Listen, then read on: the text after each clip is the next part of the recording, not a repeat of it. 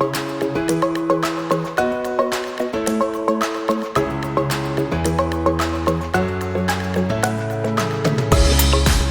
and welcome to another episode of Data Lounge, where we try to take a more fun and relaxed approach to data. I'm your host, Alejandro Leguizamo, and we have with us today Francesco Pizzolon. Francesco, welcome to Data Lounge.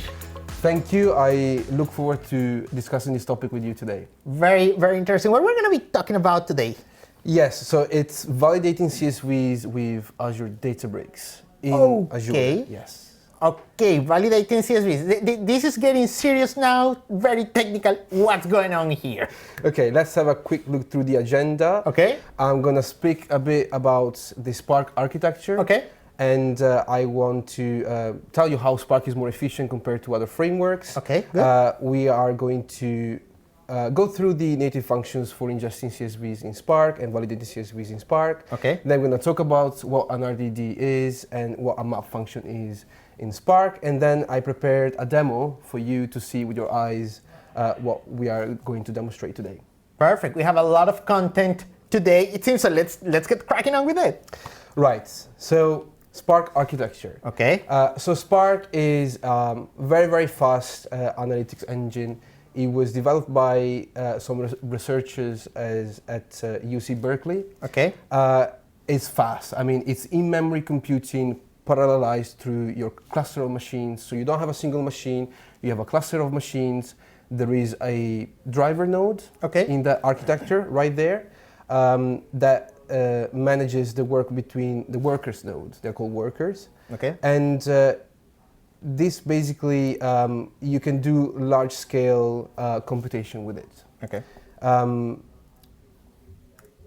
Why is Spark more efficient than other frameworks? Like a traditional MapReduce framework, like, I don't know, Hive or these kind of engines. Mm-hmm. It's because let's think about a multi-stage application, right? So you have some iterative operations that you have to do in order to get your data transformed, like in a usable state that you can reuse in your reports or in your numbers, in dashboards.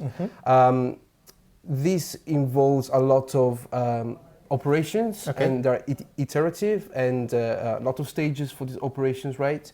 So a traditional MapReduce framework is splitting those operations and iterations, and in these kind of middle stages, it stores the stage data onto disk. Okay. Right?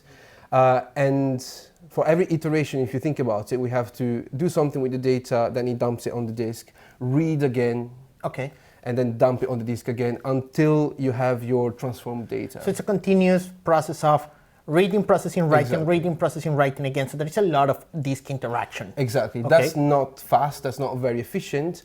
What Spark does, it does exactly the same thing, rather than, instead of using disk, it uses memory. Okay. And that's why it's faster. Okay. Also, Spark is known as lazy. It's lazy. Okay. Because up until you write your data somewhere on the disk, it doesn't actually do anything. Okay. It kind of takes track of what transformations you're trying to do with your data, but it doesn't actually execute anything up until the moment you write your data onto the disk again. Okay. So one of the requirements I had with my clients was they were sending us some CSV feeds. Okay. And they gave us a schema for those feeds. That means that you have to validate the number of columns in that schema. Yes. You have to validate the type of those columns and the fact that if a column is nullable or not nullable. Yes. Now, with Spark, you can manipulate CSVs. Yes. However, if you have to validate a CSV, you can kind of infer a schema or you can apply a schema, but there are three modes that all of the modes of Spark didn't quite fit my requirements, because my requirement was I need to get back to my client with the records of my feed that do not comply with my schema. Okay, so it was not only an analysis of the structure of those CSVs and the contents, but also which one of those contents were not fitting into a particular structure that was predefined. Correct. Okay, correct. Good. So Spark has three native functions, three native modes to kind of do this. The first one is called permissive. Okay. So you ingest your CSV, you have it there on your HDFS driver there stored.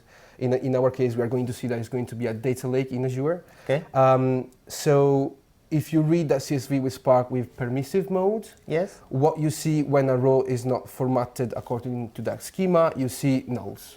okay, So you don't see any data, you just see a series of nulls for all the columns. And it also adds a new column at the end. It's called underscore corrupt underscore record. yes, And that contains the data for that record that didn't match. okay, Right? understood. So it contains the raw value of the record if the record did not comply with the schema. So basically the record is taken out and replaced by nulls, and that record is now on this corrupt record file. Exactly. Okay. But you don't know why that record did not comply with the schema. You have no idea, is it one field, is it a date time? You just know that it's there and that's Exactly. it. Okay. That it's not matched with the schema. Okay. The second mode is drop malformed. So Okay. when you read a feed with drop malformed, in your data frame that you read, Yes. it will drop all the records that do not comply with your schema. Okay. So that means that you just have the good records in The your good schema. records, everything else is gone, disappeared. Bye. Exactly, but the bad records won't get picked up. Okay. The third mode is fail fast. Okay. And this mode throws an exception, fails, so your Yes. code fails, your notebook fails, Yes. if it meets only even one corrupted record. Okay. So the entire operation fails. Okay. Now, these are generally very good to load CSVs and manipulate CSVs. However, for my requirements, they were not enough. Okay. But Spark is a framework that you can easily extend to fit your requirements. Okay. And that's what I'm going to show you now. Okay, So good. we're going to talk about RDDs and map functions. Good. So what an RDD is, it's a fundamental kind of part of Spark. It's Okay. an immutable collection, distributed collection of objects in the Spark cluster. Okay. It's also divided in logical partitions, so that those logical partitions can get picked up by different workers at the same time. Okay. And that's the way it parallelizes the work that needs to be done. Okay. Also, a map operation, a map function, is a function that takes each element of the RDD and spits out a new one. So the input is an element of the RDD, and the output is a transformed kind of element that you give back to a new RDD, for example. Okay. And I have a very cute animation here to represent this. So we have the RDD, the original RDD on the left side. It We have goes a through the map function. Yeah. Exactly, and then you get a new RDD back. Okay. So this allows you to define your business logic, your requirement to fit your requirements. Okay. That function, that map function, Yes. you can define it. Okay, You so we do- can write our own map functions. Absolutely, Basically. Okay. absolutely. Good. Now, enough with the presentation. I'm gonna switch to Microsoft Azure. Okay, portal. good. Good. Some code now, people. Get ready. So I'm just going to describe what resources I have in my subscription, and then we're going to do a deep dive into Databricks. Okay. So I have a data lake here, storage account. Yeah. I have a Key Vault, Okay. and I have a Databricks service. Okay, good. Right? When you deploy a Databricks service in Azure, it kind of creates another resource group, and that's where, when you spin up your clusters, Yes. all the machines, all the kind of computational nodes are going to be spun up in your Azure subscription. Okay. Okay. Now, Databricks is a service that's made available by the same company by a company founded by the same creators of Spark. Ah. So we have effectively Spark as a service in Azure. It's very powerful. It's scalable. You can add as many nodes as you want. You can scale it up when you have to do a big computation, and you can scale it down so you don't pay too much. And it's great that it's already embedded within the Azure ecosystem, right? I mean, because we see right now, obviously we've heard about Databricks before, but now the fact that it's definitely part of Azure, it's a native part of Azure. So we have everything just there ready to be used. Yes, it's actually a one-click deployment through the portal. You just go there and you deploy your service, and there it goes. It's ready for you to use. Okay, good. Now, let's switch to the Databricks user interface. So as you can see, we have clusters. Yep. Right. So we have clusters of machines. I have one running now for this demo. All right. And what that means is you can go here and specify the configurations of your cluster. You can specify how many workers you want, and you can specify the specs of those workers. Okay. And that also means that in our managed resource group, those machines are going to show up here. So if I refresh this, you can see all the machines there. Okay. So what I'm going to demonstrate to you now is I have 3 CSVs to ingest here. Okay. Let's take a look at those. So the first one, it's very simple and they're very small, so it's going to be very quick. But the concept here is that, for example, the first one, it's, there are 8 columns. Some of them are a string, an integer, a date type, and there are no errors. So if I ingest this, it's going to give no error. It should work perfectly. Exactly. Okay, good. Then we have the second one. I introduce a couple of errors in a couple of records. In the second one, for example, and I put also a not valid date time. So I put -1 as the year. Okay. And they should pop up in our validation process. Good. The third one is even more naughty, I would say. Okay. Because we have other errors. We have a row, a record that doesn't really respect the schema. It's, it's not good. And we have other errors that we will discover. Okay. Also, I took a metadata-driven approach for this because I wanted to write some code that works for any kind of CSV feed. Okay. Right? So I wrote this schema generator in Excel. It allows you to specify the columns, the fields of your feed, the position of those columns, the data type, and then this is the output. It's a JSON schema document that you can put in your lake and you can reference in your code for validating to consume later. This is a very handy little tool, definitely, to write your own schemas. Exactly. So I have them right here. So I have one for feed.schema.json. Yes. And one for some data that I downloaded from the crimes database. Okay. It's publicly available online. And we're going to take a look at those in a moment. Good. So I want to demonstrate to you how native Spark works first. So if we have to do this, if we have to validate a CSV with native Spark. Yes. Right? So I'm going to do this. This is my notebook. Okay. We're going to ingest the third feed, which contains the one with the errors, data. right? Exactly. Good. Exactly. So this is where I call the Spark native functions. You remember before I spoke about permissive mode, drop malform and fail fast? Yes. And actually I told you that Spark is lazy. So up until you write data back to the disk, it doesn't actually do anything, right? So here we have 3 operations, 1 per mode.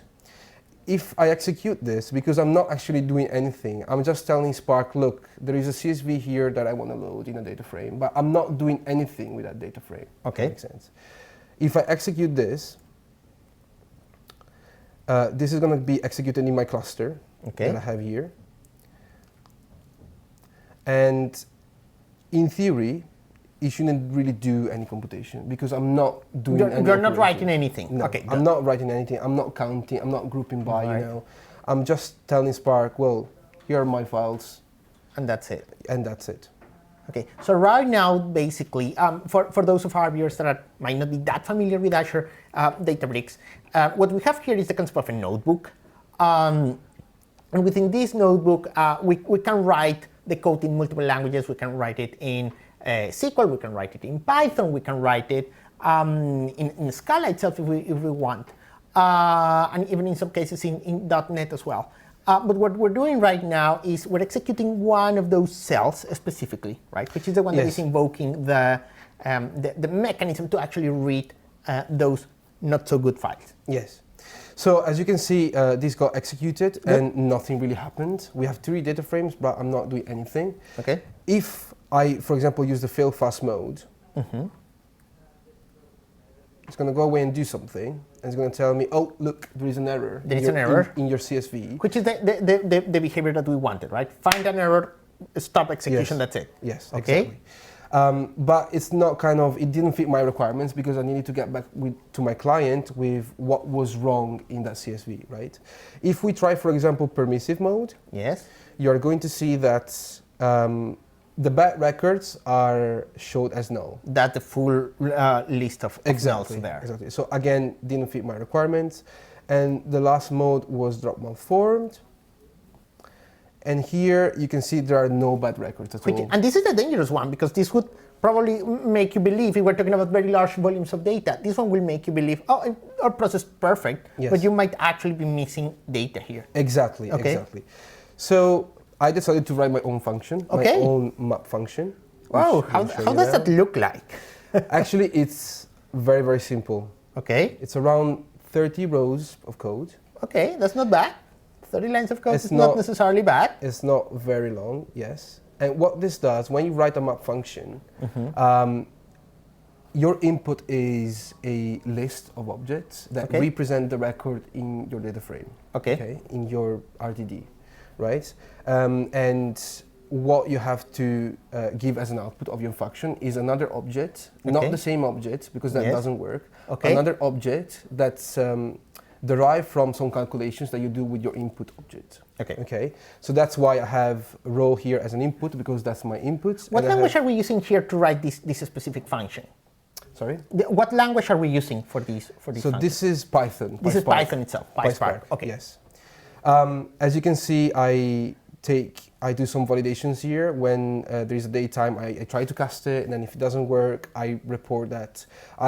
I'm adding in this function an extra column, Okay. which is called validate error, clean validate error. Okay. And that's gonna tell me if my row got validated or not. Okay. Right? If my row is valid or not. Okay. How do you use this in context of your data frame? I'm gonna show you this notebook now. So we are gonna try to ingest the first feed, the good one, Okay. right? I have it here in my row layer of the lake. Yes. It's right here, Okay. right? Good. So I'm gonna execute this with the first the feed for the 1st of January. And how can we indicate to this other notebook that there is another piece of code? Where does that link happen? Yes, so if you want to execute, if you have, like me, some code that's in some helpers functions, Yep. you can do this. You can do %run, and then you reference the other notebook. So that Okay. runs all the other functions that you need to use within your notebook. Okay, and what is the line of code here where we are actually invoking this custom function that we just Yes, wrote? so it is down here. As you can see, I read my data in permissive mode. So I read all my data, Everything, all yes. my data, and then I use this RDD, clean map RDD. So I actually read, in permissive mode, but I Okay. don't try to infer any schema. So everything is a string, right? Yes. And then this is where the magic happens because you basically call RDD from your data frame. Okay. You call map, Yes. and you give as an input of map the name of the other function that I showed. Okay. So this is gonna apply your business logic, your transformation, your custom transformations to every single row of the RDD. Of that particular RDD. Yes. Okay, good. And these feeds, they're small, so you can't really see the benefit of parallelizing this kind of computation. Yes. But if the feed was to be like 4 gigabytes, 4 terabytes, Yes. with Spark, you could, because you wrote a map function that Yeah. parallelizes across. So one of the the cluster. advantages of writing this custom map function is that it actually takes advantage and leverages the underlying architecture, Yes. right? So we saw that those workers can increase to a very large number Yes. automatically. That map function is exactly the same. If it's being scaled out, then it's giving us the possibility to run that code in each one of those nodes, Yes. and therefore perform more Exactly. work in parallel. Exactly. Okay. It's very exciting because it's very, very powerful and not too difficult to use, I would say. Okay. So, for example, now we ingested the first feed and it passed our validation. It's valid. Good.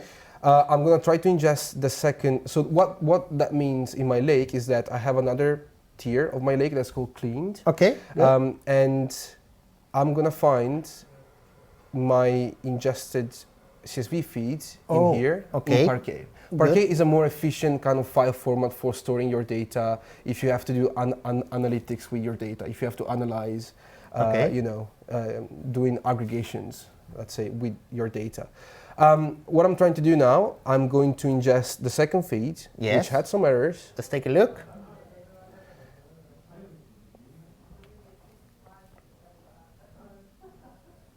So again, everything is running again. Good. You can see here bad record count 2, so we have 2 bad records. Good. Okay. And this notebook actually failed because I wanted it to fail. Okay. If something fails, I need to know that ingesting my CSV resulted to a failure. Okay, good. So what the function does as well, what this notebook does is, if we go to the 2nd of January, yes, you have a bad folder with the bad records. Okay. So if I download this, you're going to see that there is an extra column at the end of the feed that tells me why that record was not valid. Okay. So for example, here we have there we go. These are the ones that we saw before when we were taking a look at the main file with the failed and saying, and it's actually indicating what is wrong with it. Yes, what is wrong with it. So I was able to kind of enforce my business logic, using Spark. I could get this file back to my client and say, look, there are some errors within the file. Please fix them and resend us the file. Okay. I'm also gonna ingest the third one. Okay. Which has a bit more errors. Let's take a look. It's very quick because they're very small files. Yes, of course. There it goes. Okay. And again, failed validation. And if we go to the appropriate folder. Yes. And we download this file to inspect it. Here we go. So even this map function, if there are multiple errors within the same record, it gives me all the errors. So I know what's going on there. Okay. Yes. Because obviously in a single row, it can violate the schema for multiple reasons in each one of the columns. Can we, before we finish, can we take a look at the specific pieces where we're writing this code? How does that look? How does that code look like? Right. To be able to say, yes, this column is not an integer. How does it look like? Sure. Let's have a look at that. So it's our clean CSV row. Okay. Right. So as I said before, your input is an object of the RDD. In our case, it's a record. Yes. Right. And what I do is I read the schema from the JSON schema that I put in my lake. Yep. And with that, I'm able to try to cast if my column type was a date time. I'm able to see that from the schema. Okay. And I'm able to try to cast it. Okay. And then if that doesn't work, I put that specific error in my new column, my validation error column. Yes. And this happens row by row, right? Okay. So when you write a map function, you have to think, I'm writing this for one record of my RDD, of my data frame, and that's going to be applied to all the records in parallel. To all individual records. Yes. Okay. About that, I have another example. Okay. It's a bigger feed, so it's around 4 gigabytes. Good. It's the crimes kind of data that I downloaded. And I executed it before this demo actually, and it took with my small. It's not a big framework. It's 16 cores. Like my laptop is not very big. But it took only 2 minutes 23 to execute the validation. Not bad at all. And if we see here in the Spark jobs, you can see there are 33 stages. This is because Spark internally parallelized that RDD map function. Okay. Right? Good. So if I execute this now again,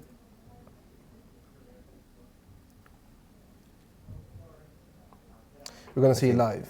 Okay, so what are we expecting to happen here? So it's going to trigger the function, right? Yes. And we're going to see the number of workers increasing?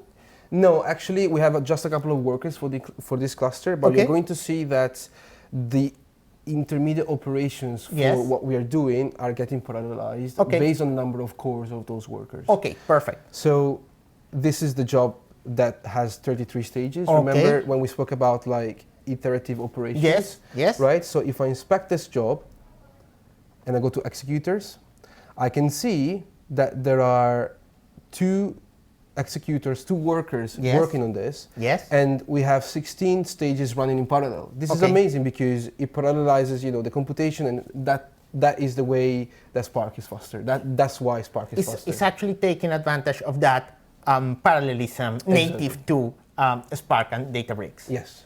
So you can see here we have 33 stages running and 16 cores total for this job. Total core for that job. Okay. Excellent. Yes. That is really interesting. So, Francesco, thank you very much for joining us in this. It's always very appealing when we have the chance to see actual situations that happen, right? Not only from the more architectural point of view, but also what happens with some of the challenges when the technology out of the box is not giving us what we need. And we see that we can create our custom objects. So, Francesco, thank you very much. Thank you. That's really interesting. A lot of RDDs here, a lot to learn. And for all of our viewers, thank you very much for joining us in one more episode of Data Lounge. We hope you have liked it. And until next time, if you like what you've seen so far, don't forget to subscribe down below. Thank you, everyone. Thank you.